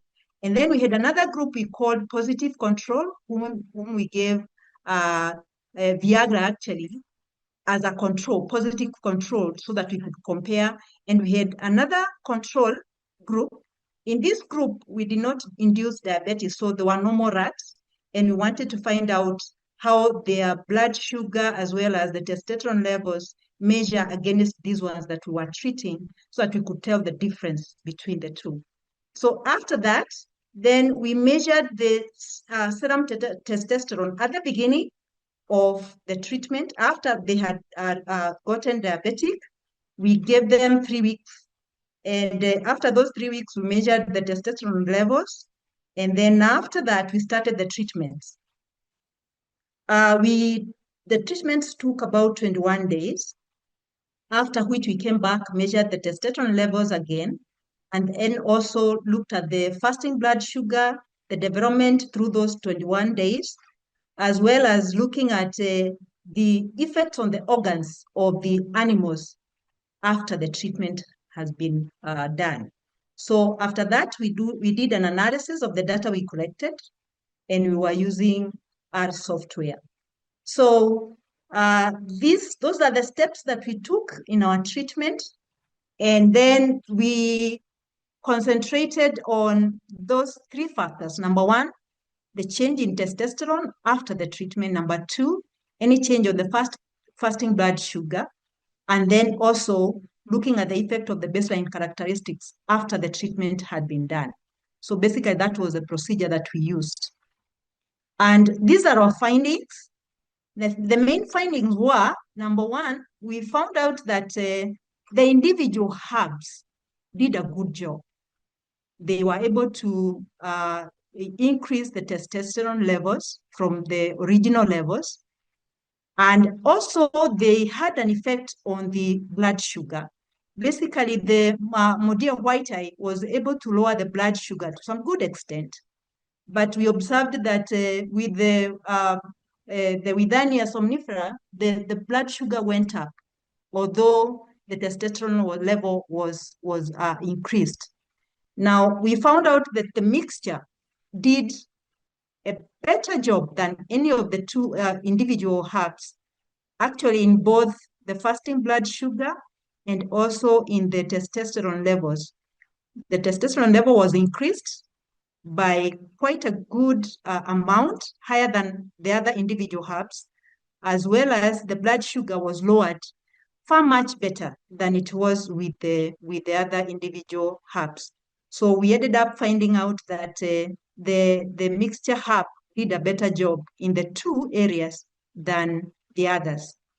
So then we could ask, what if we could develop affordable therapies that address several diabetes complications at once? Because as we have seen earlier, the diabetes has many complications in different parts of the body. If it's possible to be able to handle these complications, help the diabetes improve with treatment, single treatments or mixture of treatments at once, of course, the better.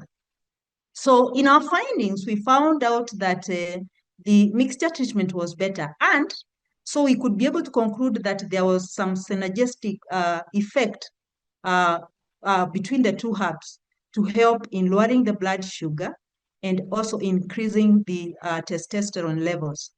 And this was a very important finding, to start with, to give background on what may happen in the future or what can be done in the future in this particular area. So we think of the way forward in terms of three aspects. From our finding, we observed that it is important to take a study that would explore the different mixture ratios. We only used one mixture because of what we could afford at that moment, but this can be explored in terms of using a higher methods of statistics to be able to get the optimal formulation, so that we can be able to say, for example, that we need this amount of Modia whitei and this amount of Withania somnifera, so that we can get the best treatment. Now, we also think it is important to look at to evaluate the underlying mechanisms of action through which these herbs are using, so that we are able to tell this is how far this herb is going, this is what is affecting the body, as well as also looking at the toxicity levels, so that we are able to come up with something that can be used in the future.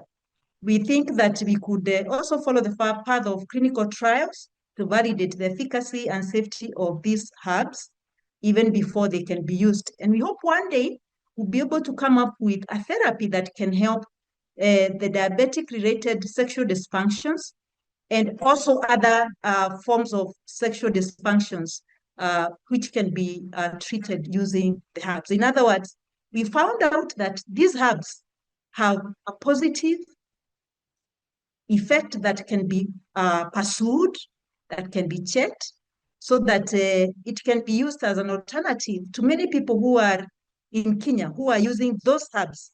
Actually, what motivated us to go and check was the fact that many people are using these herbs, and some may be using them because they are not able to afford the conventional Viagra and the others, but others could be using them because they think they are safer to use. And so it is important to check out the safety, the validity in full through clinical trials. But this was a start to show that indeed these herbs can be used, they can be relied on, but they need to be tested further. So we are busy looking for funds to help us do these three things in the future. And we have started off by applying for grants. And we are hoping that if there any be any of our listeners here who would have anything to give us to be able to follow up on this, it will be very helpful. So thank you very much. I appreciate my mentors. I appreciate the Alliance for African Partnership for the donation and the support and the guidance that I've received. Thank you for listening. Thank you so much, Gladys. All right, moving along, we are now going to hear from Dr. Alf Daniels Mabingo. His presentation is titled Ubuntu as a Transformative Dance Pedagogy, Nurturing Leaders and Changemakers Through Indigenous Dance Practices in Central Uganda. So Mabingo, over to you. Thank you very much. Justine, can you hear me loud and clear? Loud and clear. Thank you. My name is Alf Daniels Mabingo. I'm a lecturer in the Department of Performing Arts and Film, Makerere University. The title of my research is on Ubuntu as transformative dance pedagogy, nurturing leaders and change makers through indigenous dance practices in Central Uganda. Allow me to also introduce my mentors, on whose shoulders I stood to reach this far. Professor Sylvia Antonia Nanyonga Tamusuza from Makerere University, Professor Philip Efyong from Michigan State University, and Dr. Gianina Strother from Michigan State University.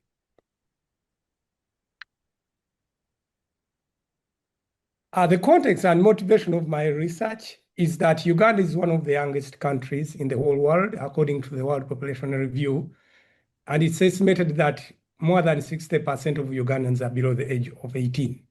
The total population of Uganda stands at 45.8 million. And within this country and communities are still grappling with the leadership question. And in Central Uganda, there is a convergence between indigenous cultural practices and philosophies, which offers a logic and pathways to negotiation of the leadership question. When a country is as young as Uganda, the question of leadership becomes key as it is an engine to socio-economic, political, and cultural transformation. However, locally here, there is a tendency to look outside of Ugandan and African environments to find solutions to the leadership crisis. In fact, if I passed a survey out there and I asked you to send me your children here to do dance, most of you probably, I suspect, will decline. So we tend to look at disciplines beyond the richness of our cultural arts as the only solutions to our challenges. In these communities, as I already talked about the convergences between indigenous arts practices and philosophies, the Ubuntu intersects embodied leadership and dance. And according to Seneca and others, the philosophy of Ubuntu allows for co-initiating, co-sensing, co-inspiring, co-creating, co-evolving, and co-living.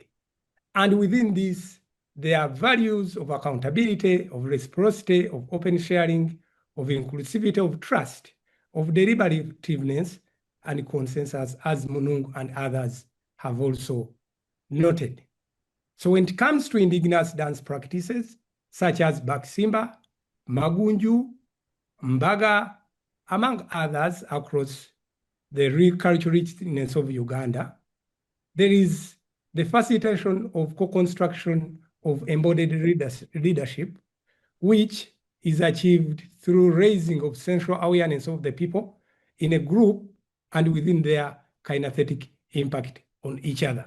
That's according to Zetner, Rowe, and Jackson. So then the question becomes, how has Ubuntu as a transformative dance pedagogy nurtured leadership and change-making skills and knowledge through indigenous dance practices in central Uganda? This is the question that led us and guided us and acted as a GPS for us to navigate this research.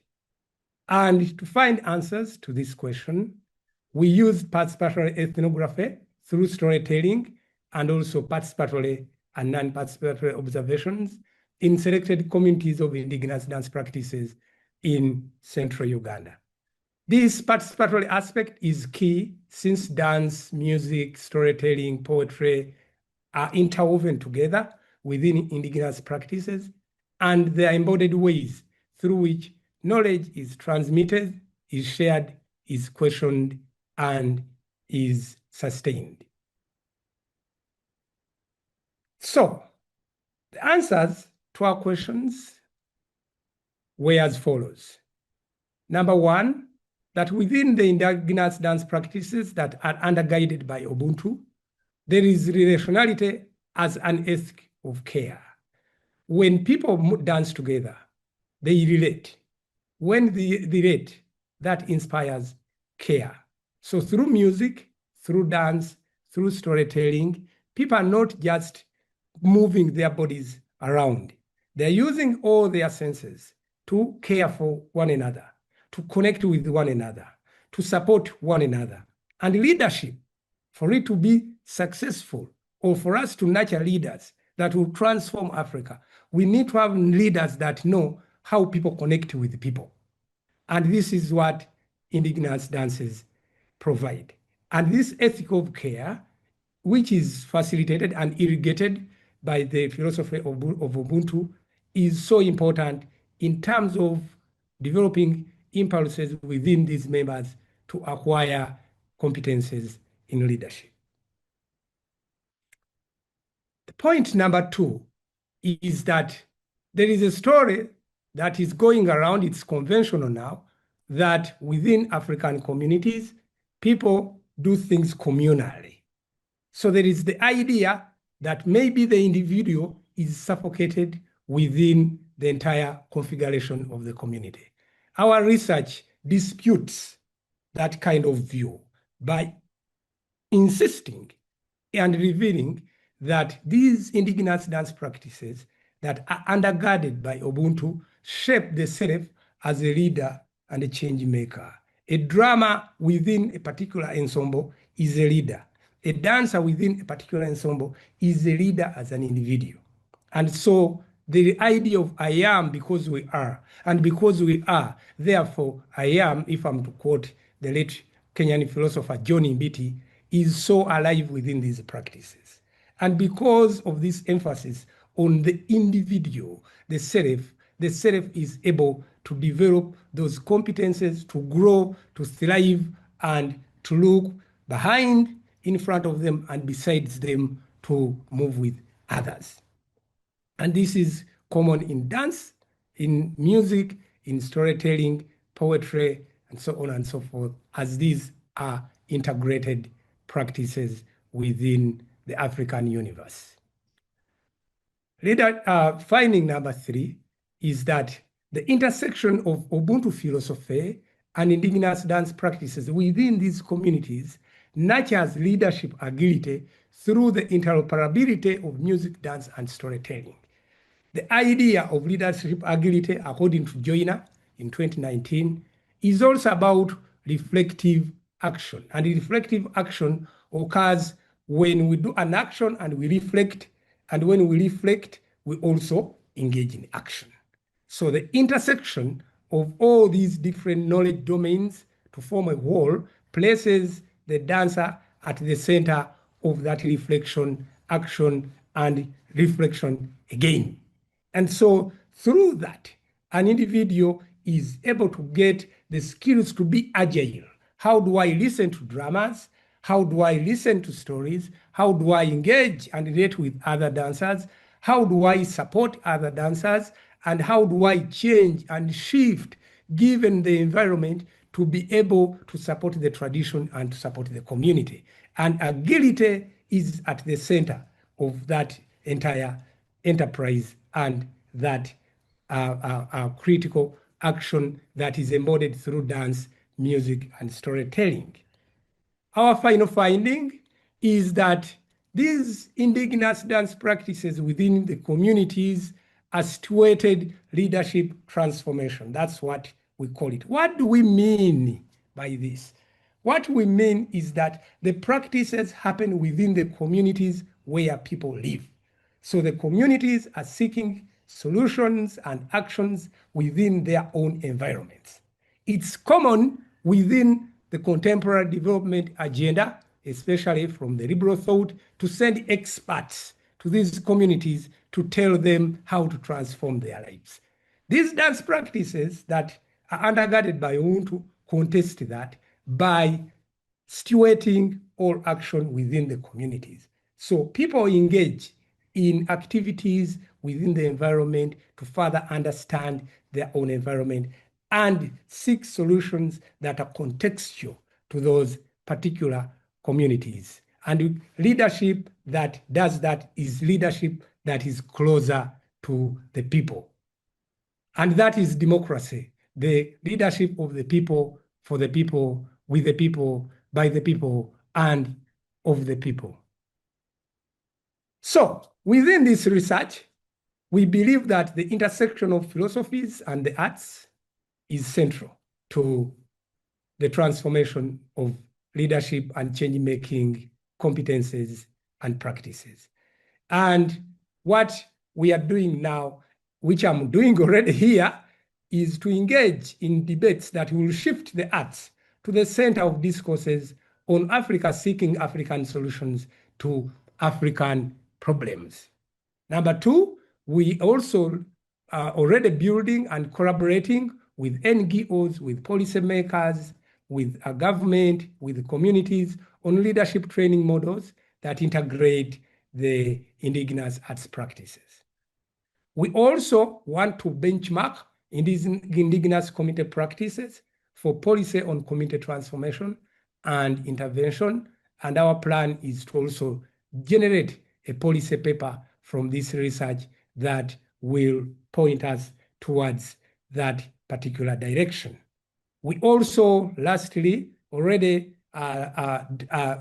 taking some actions to support communities of indigenous dance practices as agents of positive social change through collaborative research with universities, but also by providing opportunities for these communities to come to Makerere University, for example, and co-teach with us and share with our students things or those qualities that go beyond just movement and songs. The journey still continues. I would like to thank Alliance for African Partnership for giving me the opportunity to grow, for giving me the opportunity to share. I would like to thank Michigan State University and Makerere University for supporting me. And I would like to also thank my fellow scholars here for having given me the right tone, tempo, and texture when I spent the 4 months with them at Michigan State University, and I look forward to continuing our collaboration and to grow our family. Thank you very much. I appreciate you all. Thank you so much, Dr. Mabingo. And don't think I didn't spot that AAP t-shirt you were wearing. So yes, good to represent. I can always count on you to rep the merch. All right, last up, we are going to hear from our virtual scholar from Nigeria, Dr. Izine Ezepue. Her presentation is titled Youth Empowerment, Developing a Toolkit for Folklore Reimagination and Impact Narrative. So over to you, Dr. Ezepue.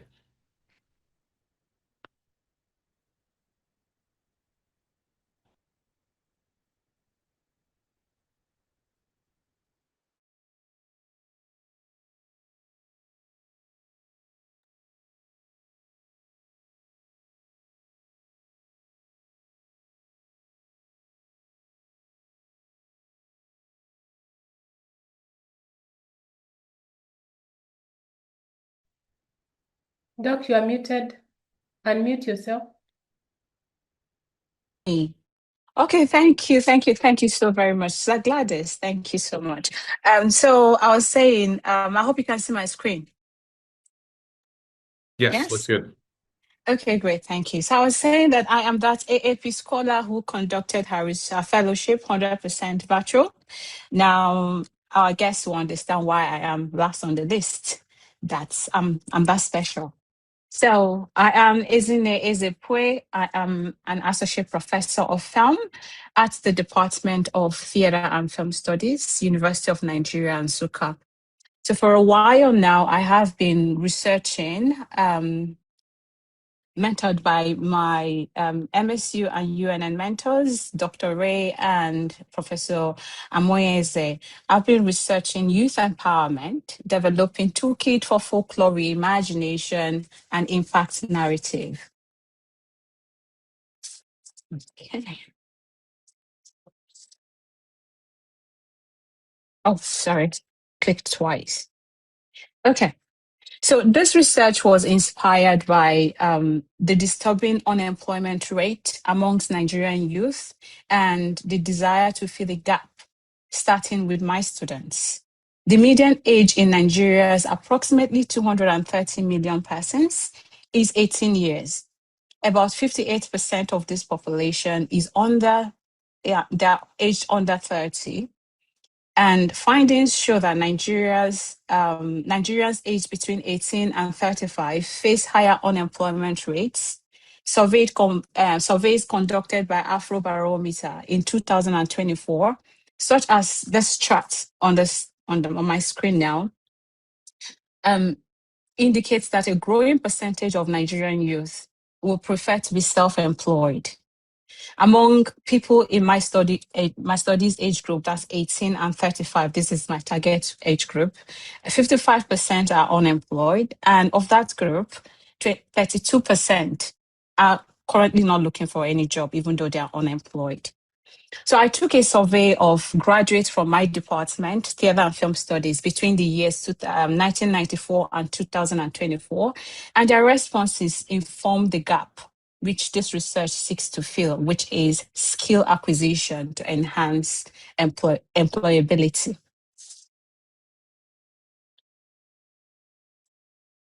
So this study therefore stems from the hypothesis that skill acquisition during undergraduate studies can boost employability at a time of rising local and international interest in Nigeria's creative economy. The research is motivated by a desire to contribute to quality education and provide skills to undergraduate students to boost their employability, particularly in the area of script writing. The research goal is to develop a teaching and learning aid for staff and students of script writing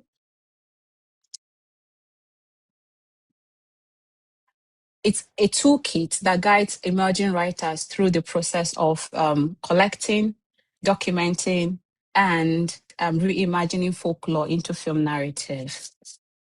So this is an applied research and has so far employed various tools for data collection, ranging from interviews to focus group discussions to surveys and review feedback and workshops as well. And it has taken a few years now and still needs another 1 year to go before it is complete. Developing this toolkit comes in various phases: the conception phase, the developing the blueprint phase, sampling phase, and eventual publication. No single phase is fully completed now, as I'm constantly going back and forth, improving the toolkit. But much of my AAP fellowship time was spent expanding and testing and improving sections of the toolkit, especially the folklore collection and folklore documentation sections. My students have been very instrumental to testing and improving the toolkit. Through my students' efforts, there have been edits, rewrites, updates, and general good feeling about the potential contribution this toolkit holds for empowering young writers, by pointing them to story sources and guiding them through the process of reimagining and adapting them into new forms. Feedback such as this, which you see on the screen here, they encourage me to keep at this work, which is rather slow paced, but at least it's fulfilling to do. So our experience has been very diverse. There have been students who did not read the guideline I gave to them on how they can go about collecting folklore, and there have been those who read them, and of course their responses are usually very different. But overall, those who participate have enjoyed the process and have returned inspired at the number of stories that they never knew existed, whether within their locality, either where they are coming from, their villages or the cities where they live. Because I encourage them to collect from people who are familiar with them before going into areas that are unfamiliar. They are more confident now and would like to keep trying to collect more folklore. So while testing of folklore collection and documentation sections are still ongoing, because I use students, it also means that I work only when they're available to go back home to their homes, and that's during holidays. So those who are interested in collecting only go home when the school is on vacation, and then I have to wait. That's usually when they like now school is in session, they might have a little break around Easter period, and then they go home, around which time they also collect some and then test and then return to school once the school resumes, and then they come with their feedback and the folklore they collected. So while this is still going on, focus is now shifting to folklore reimagination section of the toolkit. So in this phase, the reimagination phase, I will work closely with third year undergraduate students in this semester because they're taking a course on script writing for film and television. And the essence is just to use this class to be able to try the guidelines on reimagining folklore, and we work with the folklore that we already collected, and then see what feedback I can get from them and what experiences we gather in the process of reimagining this folklore, even as we go through the process. The challenge that I have seen so far, or I foresee will be even grow bigger in the future, is documenting the collected folklore. As I'm just currently storing them on my laptop as audio files and sometimes written files where they are transcribed. So plans are currently in place to host a mini conference and workshop during which the folklore reimagination section will be tested among professional writers. This is planned for May, and just on the screen here you see the call that I'm still developing. It's not out yet, but it should be out later this month. So my MSU mentor, Dr. Jeffrey, excitedly will be in Nigeria too, to make this workshop even more engaging, more diverse, and enriched. So my findings are consistently being reintegrated into improving the toolkit, and the results will be made manifest in the publication of the handbook, which is not ready to go to press yet, but it should be by mid 2027. So my home mentor, Professor Chinea Moyeze, and Dr. Ray and myself are currently applying for a grant that allows us to implement the toolkit over a 3-year period to determine what difference the toolkit will make in the employability of young graduates. So that said, if you have money to interest to see this research continue, and curious about what the potential is, please give us some money, and you can reach us on either of those email addresses. And I am Ezine Ezepo on LinkedIn, so you can find me there. We'll connect. I'd like to say this is the end of my presentation, but I want to say a big thank you to AAP, to MSU, to UNN for giving me the platform in the first place, and my mentors and my students too. So thank you very much. Thank you so much, Dr. Zipue. I think every presentation needs to have an end slide like yours. That's always the next step is we need funding for more research. So I appreciate that.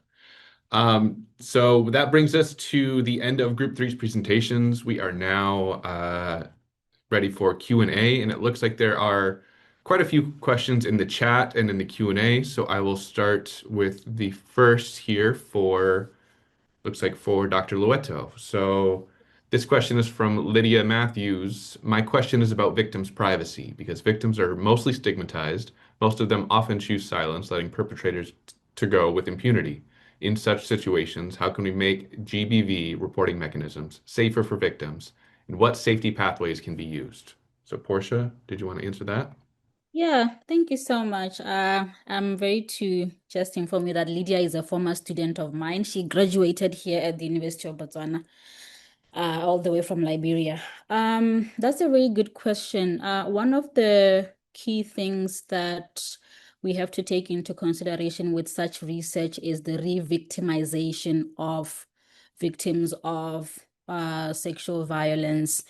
And we are doing this research in conjunction with the Botswana Gender-Based Violence Center for Support and Prevention and Support, so that they can offer psychosocial support to the victims should we or survivors should we have any form of um you know you know the re-victimization or participants feeling triggered. And outside of this research, I know it's in Botswana, for example, there's been a lot of maybe complaints regarding exactly this issue that when you get to the police station, there's no privacy. You're just there in front of everyone and you're being asked all these questions. And really, such research is really trying to, probe into those kinds of things and make sure that the conditions improve, for survivors of sexual violence in general. So I hope I answered Lydia's question.